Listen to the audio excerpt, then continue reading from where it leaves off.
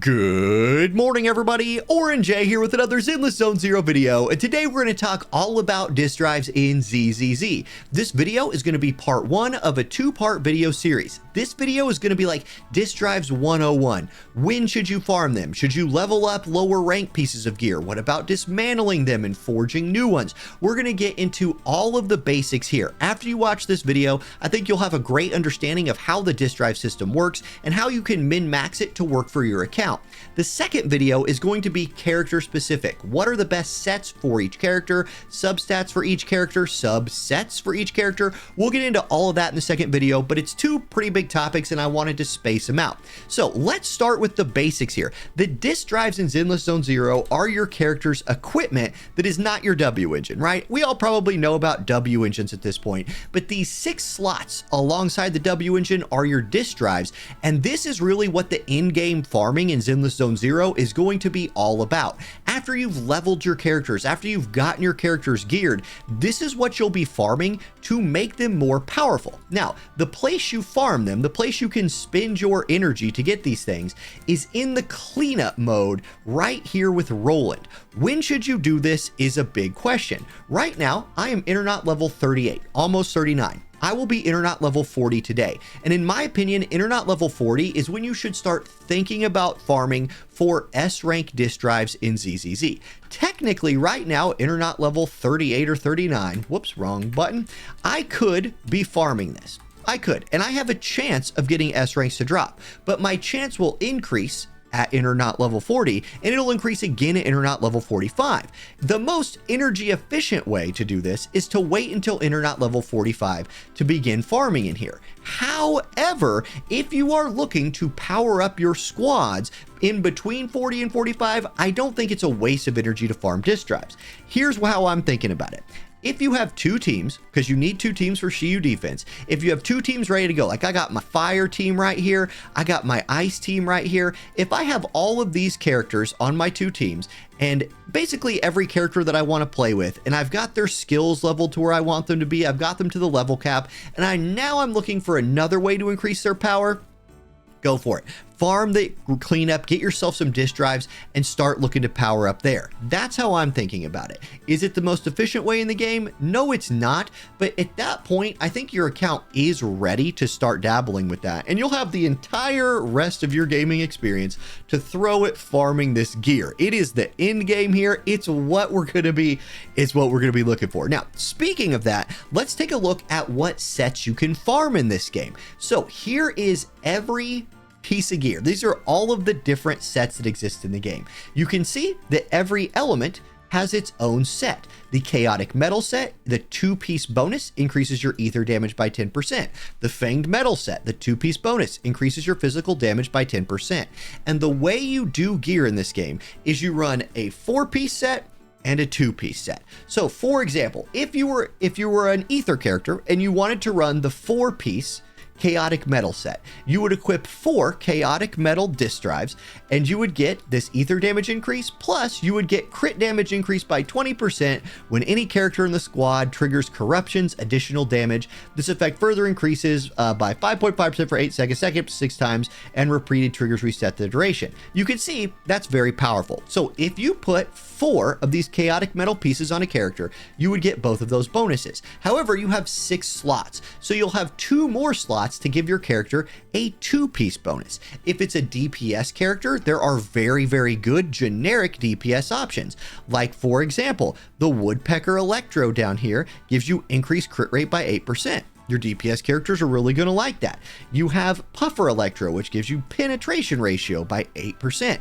Penetrating defense, that's a good thing. You have the attack by 10% with Hormone Punk. These are really good generic options, and when you're first getting into farming some gear, these might be some of the first places you look to farm.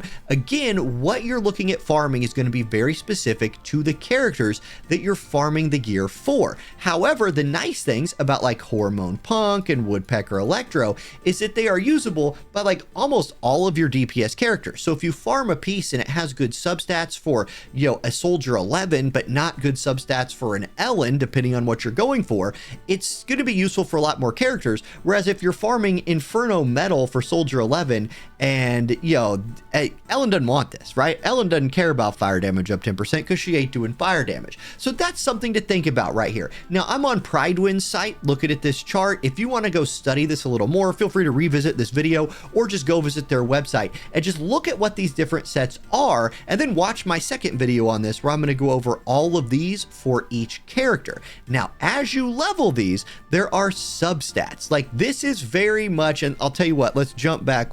Zoom that back out. Let's jump back into the game for a second. Where the min-maxing comes into effect here is when you get a new piece of gear, it's going to have a base stat and it's going to have substats. The substats, they call them random stats, and that's a very accurate way of describing what these things are. When you make one of these or get one to drop, the random stats are random. No surprise there. And there's a little bit more randomness to this as well. Slots 1, 2, and 3 always have the same base stat. You're going to get defense here, you're going to get attack here, and you're going to get HP here. Slots 4, 5, and 6, it's even more random.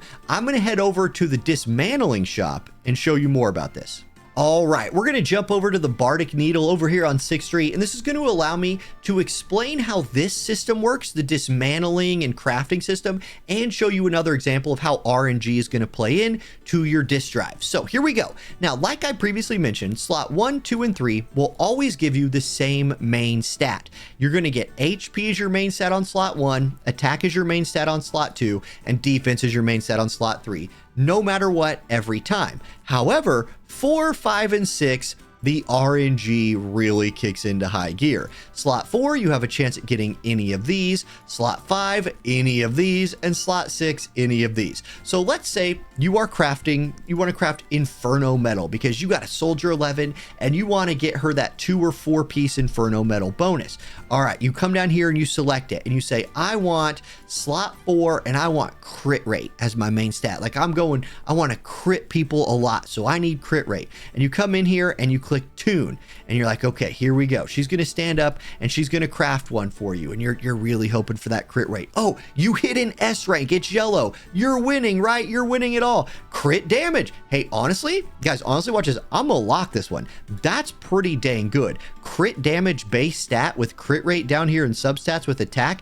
Heck yeah, that's a keeper. So in that way, you did pretty good. And it happened to be lucky for me that I did it in this video. But you could also just miss and get like anomaly proficiency, which Soldier 11 doesn't want. Oof, in that case, you might just have to dismantle that thing and reforge it again later. Now, I want to talk about dismantling for a second. And again, if you want to know which stats and substats and all that every character wants, I'll break that all down in the part 2 video. So check that one out if you want to see that. But I want to give you a tip about beginner tuning next. Now, in beginner tuning, when you do these, you will only get B ranks or A ranks. And the B ranks are pretty much worthless except for in the early game, giving you those set bonuses that you might or might not be running, but the A rank drops are very valuable. So I'm going to craft 10 with the B rank materials, right? With the lowest rank. I'm going to do a 10 craft.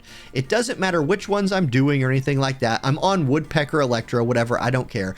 I'm going to end up dismantling all of this. But what I want to focus on is the dismantling, and I'm going to click the trash can button on these purples. Of these purple ones, these A ranks, because if I come over here to dismantle and I start selecting these A ranks, you will see that for every one of these I dismantle, I get one A rank noise reduction master copy. These are what you use to tune intermediate tuning, and in intermediate tuning, you actually have an 11% chance of getting an S rank disk drive to drop. You just saw me do it live, you know, when I was filming this video, where I got a really good slot 4 S rank on intermediate tuning. And I had the ability to do that tuning by dismantling some of my purples. Hold on, my son's waking up. Poor guy's sick. He went back to sleep. Good man. So you can see this is a valuable way of finding some maybe good gear for yourself early on in the game. And in fact, if you find, you don't have to dismantle these. In fact, like, I would only dismantle the ones of these that aren't good. Like, if you get a good one of these, it could be a great placeholder until you get a better S rank later. Again, know what your character wants, especially in like that main stat and substats on slots 4, 5, and 6. So I'm going to dismantle these right here. I'll get some EXP material. You get a baseline 2 of these molded plating agents, which are the 100 EXP items, for every one of those purple disk drives you dismantle. If you level up your purples, you will get about 80% of the experience items that you've put into it returned to you. So again, that's why I wouldn't feel too bad about dismantling a piece of gear you've even already leveled up, or I wouldn't even feel bad about leveling a piece of gear that might or might not be perfect for you. So make sure that you are, I think with the beginner tuning, just literally make whatever you need to complete gear sets. This is like the really early game stuff. This is your mid to early late game, your internet level like 35, 38, 39, or this is where you can go to try to find some S ranks if you are waiting until internet level 45 plus to go start farming in the routine cleanup missions. So I hope that makes sense, right? This is where these right here are where you're really going to need to know what you're looking for. And then let's go level up. In fact, let's go level up the one I just got to drop. Okay, here's my Soldier 11. We're going to go into equipment. I just got her a brand new, her first S rank disk drive. So that's pretty hype thing for this video. I'm going to enhance this thing now, and we're going to see how this system works live. So crit rate 12%. Pay attention to that, because as I level this thing, and I'm just going to hit add until next stage. So at stage 3, watch what happens. We gained another substat. Now, technically, I just took an L right there.